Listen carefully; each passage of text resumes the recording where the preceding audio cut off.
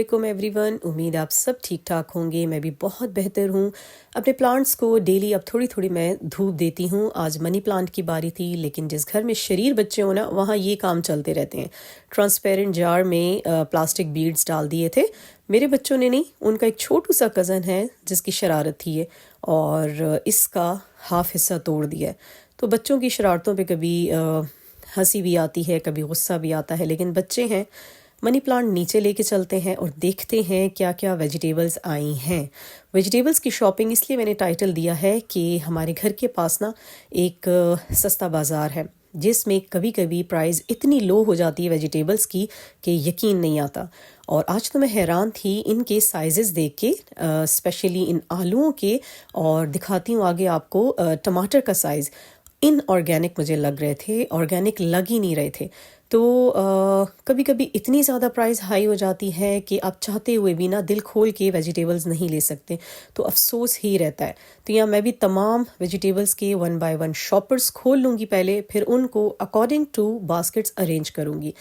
तो जहाँ मेरे लिए अपने पूरे घर को रीअरेंज करना, नीट क्लीन करना बहुत ज़्यादा ज़रूरी है, वहाँ ये काम भी मेरे लिए बहुत ज़रूरी है कि जैसे ही वेजिटेबल्स आती हैं घर में, फ्रूट्स आते हैं या मीट वगैरह आता है, तो उसको उसी वक्त साफ़ सुथरा करके मैं अरेंज करके रख दूँ। ये देखें साइज़ टोमेटोज़ के, माशाल्लाह कितने बड़े साइजेज़ हैं। और प्राइस बहुत कम थी इस दफ़ा। मुझे तो ये हैरत हो रही थी कि एकदम से क्या हुआ, एक हफ्ते के अंदर प्राइस कितनी लो हो गई है। आई थिंक टमाटर थे 70 रुपए किलो, और मटर जो सारा सीज़न हम लोग अच्छे से नहीं खा सके। ऑब्वियसली जब 300 तक मटर जाएगी तो कौन इतनी ज़्यादा ले सकता है, हर वक्त कौन लेगा। तो 100 रुपीज़ पर केजी मटर मेरी तो बहुत ज़्यादा फेवरेट है। अब मज़ा आएगा खाने में। तो हस्बैंड आई थिंक 4-5 किलो ले आए थे। अब मेरे पास जो बास्केट्स असेंबल हुई हुई पड़ी होती हैं उनको मैंने निकाला, और तमाम सब्जियों को अकॉर्डिंग इनके जितनी भी इनका तादाद कह लूँ, तो उसके मुताबिक मैं बास्केट्स में डालती जाऊँगी। यहाँ पुराने टमाटर हैं, इनको निकाल दूँगी। अभी खाना बनाऊँगी तो इनको यूज़ कर लूँगी और फिर इसमें फ़्रेश टमाटर डालूँगी। यहाँ गलती मैंने ये कर दी थी कि ये बास्केट छोटी थी और इसमें मैं डालने की कोशिश कर रही थी टमाटर, लेकिन बाद में मैंने बास्केट चेंज कर ली थी। कभी भी अनफ्रेश सब्ज़ी के ऊपर फ्रेश सब्ज़ी मत डाला करें, क्योंकि जो पुरानी सब्ज़ी होती है ना, वो फिर नई सब्ज़ी को भी ख़राब कर देती है। तो पुराने 3-4 टमाटर ही थे, वो मैंने निकाल दिए थे, और अभी फ्रेश टमाटर उसके ऊपर डाल दूँगी। खैर बाद में ये बास्केट मैंने चेंज कर दी थी क्योंकि इसमें काफ़ी नहीं थे टमाटोज़। तो बड़े ही खूबसूरत रेड कलर के बड़े अरसे बाद इतने खूबसूरत टमाटर आए थे। खैर सारी सब्ज़ी बहुत प्यारी थी। पुदीना मंगवाया था। पुदीना ये रमज़ान के लिए हरी चटनी बनाने की गर्ज से नहीं मंगवाया था, ये मंगवाया है मैंने। इसको मैं अच्छी तरह इसकी छान फटक करके इसको धो के और ड्राई करूँगी और ग्रीन टी के तौर पे यूज़ करूँगी, क्योंकि इन्फेक्शंस चलते रहते हैं, स्टमक के, बच्चों के पेट के प्रॉब्लम्स चलते रहते हैं। तो बहुत ही ज़बरदस्त ये आइटम है। इसका कहवा बना के पीने के लिए ड्राई फॉर्म में आपके पास पड़ा हो ना, तो बहुत सहूलत रहती है। तो ये इसलिए इतना सारा मंगवा लिया था। और बाकी सब्जियां सारी संभाल ली थी। खीरा, गाजर, बंद गोभी सब कुछ संभाल लिया था। और सबसे ज़्यादा सच में मुझे जो खुशी हो रही थी ना, मटरों की हो रही थी कि शुक्र अल्लाह का जो ये 100 पे आ गए हैं। आज का मुझे नहीं पता, ये तो कल की सब्ज़ी आई हुई थी, तो जल्दी जल्दी मैंने व्लॉग भी बना लिया और सोचा आप लोगों से भी शेयर करूं कि हमारे किचन का ये काम भी बहुत ज़्यादा ज़रूरी है। मैंने कभी भी ऐसा नहीं किया कि शॉपर्स उठा के फ्रिज के वेजिटेबल बॉक्स में मैं डाल दूं और अगले दिन पे छोड़ दूं या उससे अगले दिन पे छोड़ दूं कि यार जब मूड होगा तो मैं संभाल लूँगी, तब मैं शॉपर्स खोल लूँगी। ऐसा बिल्कुल भी नहीं है।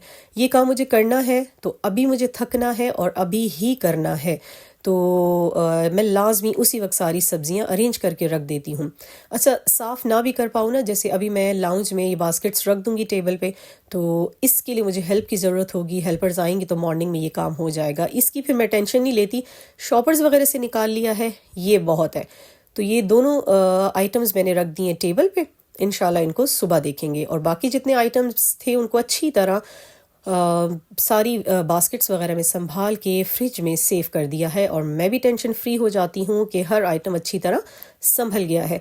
वरना बहुत ज़्यादा उलझन होती है, क्योंकि घर की बाकी क्लीनिंग के साथ साथ ना ये काम भी बहुत ज़्यादा ज़रूरी हो जाता है। जो आइटम्स वेजिटेबल ट्रॉली में जाने थे उनको रखना था। अच्छा, प्याज की क्या कहते हैं, प्याज की शान नीचे नहीं आई भाई, प्याज की वही शान है 245 एंड 185।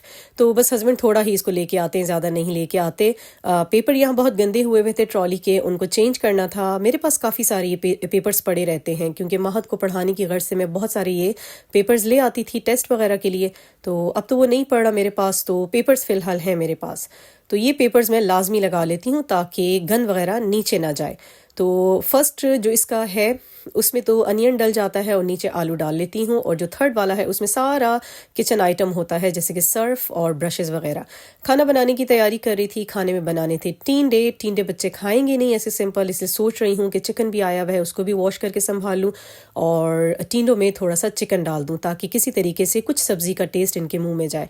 यहाँ मैं काम कर ही रही थी कि बच्चों ने एक शोर मचाया कि मम्मा आए देखें कैस्पर कितने अच्छे से डांस कर रहा है, मचल रहा है। काफ़ी दिनों के बाद उसका मूड बना था और वो मस्ती कर रहा था। ईशाल जैसे जैसे मस्ती करती वैसे वैसे वो भी करता। तो थोड़ा सा सीन आपको उसका भी दिखाती हूँ। बड़ा इंजॉय किया हमने कैस्पर के साथ और कैस्पर ने हमारे साथ। तो यहाँ वो अपनी मस्ती में लगा हुआ था, जैसे जैसे ईशाल मूव करती थी वो उसके साथ वैसे ही मूव कर रहा था।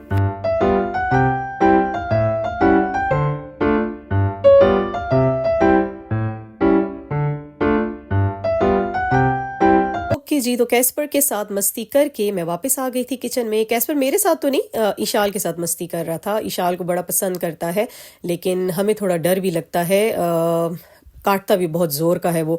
तो दूर दूर से उसकी मस्तियाँ चलती रहती हैं, जो बात हम करें उसको पिक करता है। बड़ा ही घर में उसने रौनक लगाई हुई होती है। और यहाँ बारी थी गोश्त और चिकन को संभालने की। अच्छा, मेरे ये अपने एक्सपीरियंसेस हैं जो आपसे मैं शेयर कर रही हूँ।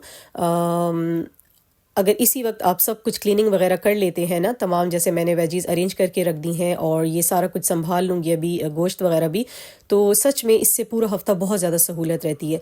ये इतना आइटम नहीं है कि पूरा महीना आप रिलैक्स रहेंगे, ये बस एक हफ़्ते का ही आइटम होता है, लेकिन एक हफ़्ता भी आपका रिलैक्स गुजरे ना तो बहुत ज़्यादा अच्छा लगता है, आपको एक अजीब सी सेटिस्फेक्शन रहती है। मैंने कभी ऐसा नहीं किया कि गोश्त भी आया है तो मैं उठा के उसको फ्रीज़र में रख दूं और मैं थोड़ा सा अपने आप को कहते हैं ना डिले करते रहना कि हो जाएगा कर लूँगी, नहीं। क्योंकि जब फ्रोज़न आइटम हम निकालते हैं ना फ्रीज़र से, मुझे उससे बहुत उलझन होती है। फिर इतने बड़े बड़े शॉपर का डिफ्रॉस्ट होने तक वेट करना और फिर उनको पैकेट्स बना के रखना, मुझे बहुत ज़्यादा टेंशन होती है। सो यहाँ पे अच्छी तरह सारा मैं चिकन भी धो के संभाल लूँगी, जितने चेस्ट पीसेस हैं उनको अलग कर लूँगी और जितना भी चिकन बोटी कट है उसको मैं अलग कर दूँगी, क्योंकि चेस्ट पीसेस फिर डिफरेंट हांडियों में यूज़ हो जाते हैं। तो यहाँ बॉक्सेस में मैंने डाल दिया था चिकन, चेस्ट पीसेस को भी बॉक्सेस में ही डाल दूँगी। अच्छा, मैं शॉपर वगैरह यूज़ करती हूँ जब बीफ आता है, बीफ के पैकेट्स मैं शॉपर में ही बनाती हूँ, लेकिन चिकन को मैं बॉक्सेस में असेंबल करके रखती हूँ। इस तरह मुझे पता होता है कि 1.5 kg के बॉक्सेस हैं, तो खाना बनाने में भी आसानी मुझे रहती है। साथ साथ सारे बर्तन वगैरह भी वॉश हो गए थे और ये थे जी 3 बॉक्सेस हमारे बन गए थे। ये थे चेस्ट पीसेस और ये था बोटी कट। अब इनको मैं लगा दूंगी इनकी लिड्स एंड रख देंगे इसको फ्रीज़र में और मैं हो गई हूँ जी रिलैक्स 1 वीक के लिए। हर घर का अपना एक तरीका होता है, हर कोई अपने तरीके से अपना किचन चलाता है, लेकिन मेरा जो तरीका है वो आप सबके सामने है। तो ईच एंड एवरीथिंग आप लोगों से शेयर करती हूँ। आई होप कि आप लोगों को बहुत अच्छा लगा होगा। कमेंट्स में ज़रूर बताया करें। जो मेरे न्यू व्यूवर्स हैं ना, ज़रूर सब्सक्राइब किया करें चैनल को, और जो पुराने हैं प्लीज़ एंड तक ज़रूर वीडियो देखा करें। बार बार मैं यही कहती हूँ कि आप लोगों के कंप्लीट वीडियो देखने से हमें बहुत ही अच्छा एक बूस्ट मिलता है, और जो न्यू लोग आते हैं चैनल पे सब्सक्राइब करते हैं तो थैंक यू सो मच उनके लिए। एंड पे अपने आप को एक ट्रीट ज़रूर दिया करें, क्योंकि मैं भी काफ़ी टाइम से लगी हुई थी। वीडियो में तो इतना नज़र नहीं आता, लेकिन जब हकीकत में काम करते हैं ना तो लग पता जाता है कितनी देर से मैं खड़ी हुई थी और मुस्तकिल काम करे जा रही थी। खाना भी बन चुका था, बस रोटियां डालनी थी, लेकिन एक छोटी सी ट्रीट अपने आप को दी। सिंपल आटे के बिस्किट्स बनाए जो कि बड़े दिल से मेरा दिल कर रहा था बनाने का। तो अब बैठ के चाय पीऊँगी, बिस्किट्स इंजॉय करूँगी।